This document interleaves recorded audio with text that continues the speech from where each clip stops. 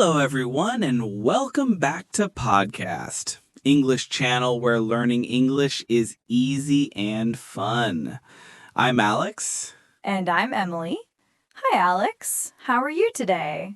Yes, I'm doing great, Emily. I'm excited because today we're tackling one of the biggest challenges for every English learner. Oh, I think I know what you're talking about. Is it when you're watching a movie or talking to a native speaker and their words just fly by? You know, all the vocabulary in the textbook, but when you hear it, it just sounds like a long, confusing sound. Exactly. Today, our topic is how to understand fast English. It can feel impossible, but we promise it's not. It's a skill you can learn. That's very reassuring. So, we're not just going to say, listen more. We're going to give our listeners real techniques and exercises to train their ears. That's the plan. We'll break down why English sounds so fast and then give you practical steps to improve your listening comprehension. So, let's get started. Part 1. Why does English sound so fast? First, let's understand the problem. Emily, when a learner says native speakers talk too fast, is it always about speed? That's a great question. Often it's not just about the speed, it's about the rhythm and music of the language. In written English, we see every word clearly separated by a space, like this. What are you going to do? We see 6 separate words. But do we say 6 separate words? Almost never. A native speaker would say something that sounds more like, what you gonna do? It sounds like 1 or 2 words, not 6. This is the first secret, connected speech. Can you explain connected speech a little more? Of course. Native speakers don't pause between every word. We link them together to speak smoothly. For example, if a word ends in a consonant sound and the next word starts with a vowel sound, they join together. We don't say, I want an apple. We say, I want an apple. I want an apple? It sounds like one long word. This is a huge reason why learners can't hear the individual words they know. Exactly. Another part of this music is called reductions. This is when we change or weaken sounds to speak more quickly and naturally. Going to becomes gonna. Want to becomes wanna. The word for often sounds like fur. The word and often sounds like like rock and roll. So, if a student is listening carefully for the word to or are, they might not hear it at all because it gets reduced or blended into the other words. That's right. And the final piece of the puzzle is sentence stress. In an English sentence, some words are strong and some are weak. We stress the most important words, usually the nouns, verbs, adjectives. We don't stress the small grammar words. Can you give us an example? Sure. Listen to the sentence. I went to the store to buy some food. The rhythm is dum-da-da-dum, dum-da-da-dum, dum-da-da-dum. I stressed the important words. Went, store, buy, food. And if a listener can just catch those 4 words, went, store, buy, food, they can understand the main idea of the sentence even if they miss the small words in between. That is the most important takeaway from this section. Fast English isn't just about speed. It's about linking, connected speech, changing sounds, reductions, and rhythm, sentence stress. Once you know this, you can start to listen in a new way.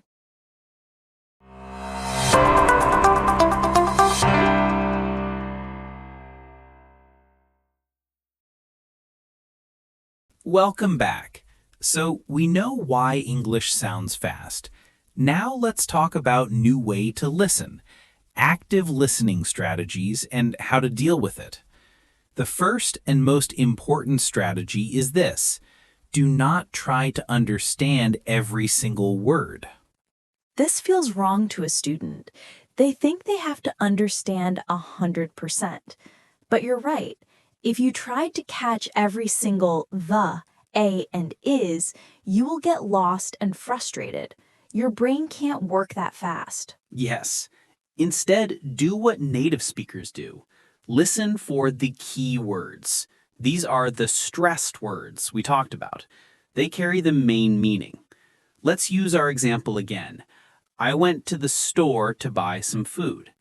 If you only understand went, store, buy, food, you've understood the whole message. This takes a lot of pressure off the listener. Your goal is not 100% of the words. Your goal is the main idea. This is called listening for the gist. Exactly.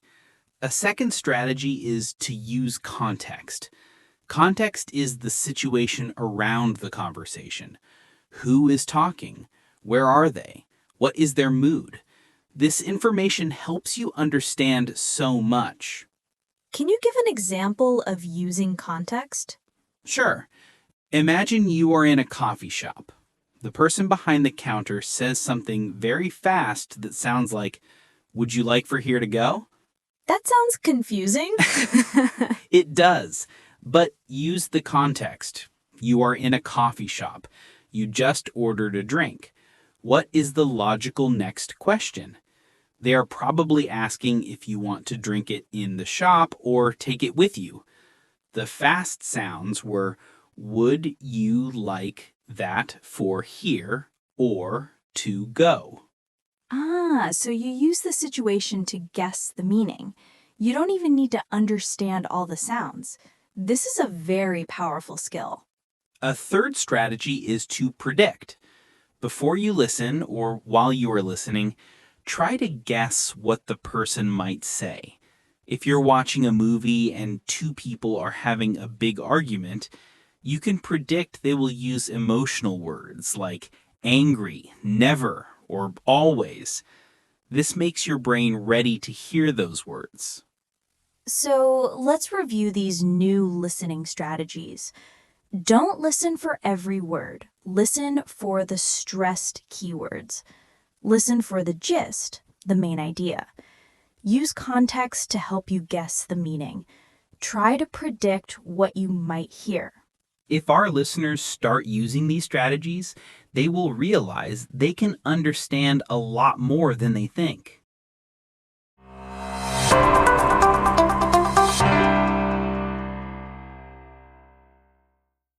Welcome back. We know the theory, now it's time for practice.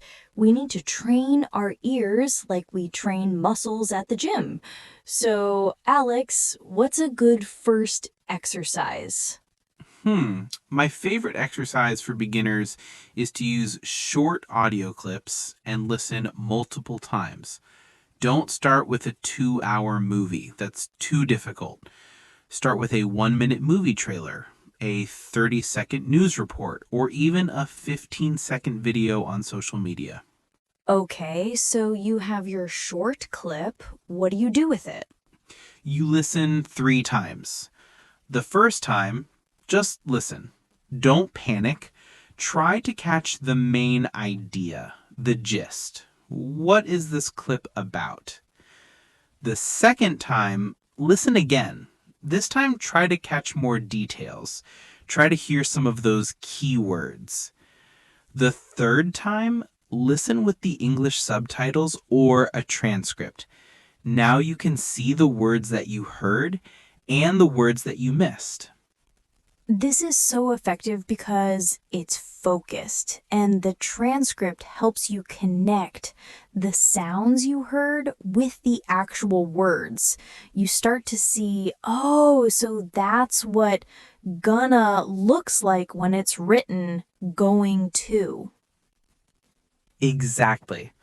A second, more active exercise is dictation. It's simple. Play one sentence of the audio, press pause, and try to write down exactly what you heard. This must be very difficult. It is, but it's an incredible workout for your ears. It forces you to pay attention to every little sound, every link, every reduction. When you check your writing against the transcript, you will learn so much about how native English really sounds. So you're not just passively watching, you're actively engaging with the language. What's one more exercise people can do? A great one is shadowing. Shadowing is when you listen to a sentence and then you immediately repeat it, trying to copy the speaker's pronunciation, rhythm, and intonation exactly. You are their shadow. So this helps with both listening and speaking. By trying to make the sounds yourself, you learn to hear them better in others. You've got it. So, three powerful exercises are listen to short clips 3 times, gist, details, transcript, practice dictation, listen, pause, write, and practice shadowing, listen and repeat immediately. If our listeners do one of these exercises for just 10 minutes every day, their listening skills will improve so much faster.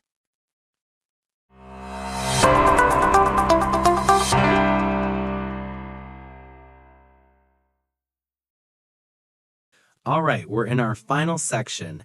We've talked about the why and the how. Now let's talk about what to listen to and the right mindset to have. This is important. If you're practicing, you want to use the best materials. What do you recommend? The most important rule is choose something you are interested in. If you love cooking, watch cooking shows. If you love video games, watch gamers on YouTube or Twitch. If you are interested, you will pay more attention and you won't get bored. That makes so much sense. Practice shouldn't feel like a punishment. What about the difficulty level? You want to find material that is just a little bit difficult for you. If it's too easy, you won't improve. If it's too hard, you'll get frustrated and quit. You're looking for that sweet spot where you understand maybe 60-80% of it.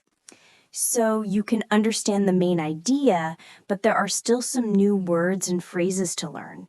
What are some good resources for finding level appropriate content?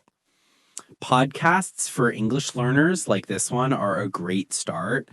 Graded readers with audio are fantastic. TV shows for children can also be very helpful because they speak more slowly and clearly. As you get better, you can move on to regular sitcoms, YouTube videos, and movies. Finally, let's talk about mindset. This is maybe the most important thing. What should a learner remember when they feel frustrated? The most important thing to remember is that it is okay to not understand everything. Confusion is part of the learning process.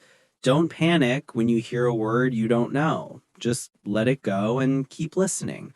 Focus on what you do understand. That's brilliant advice. Be patient with yourself. This is a skill that takes time to develop.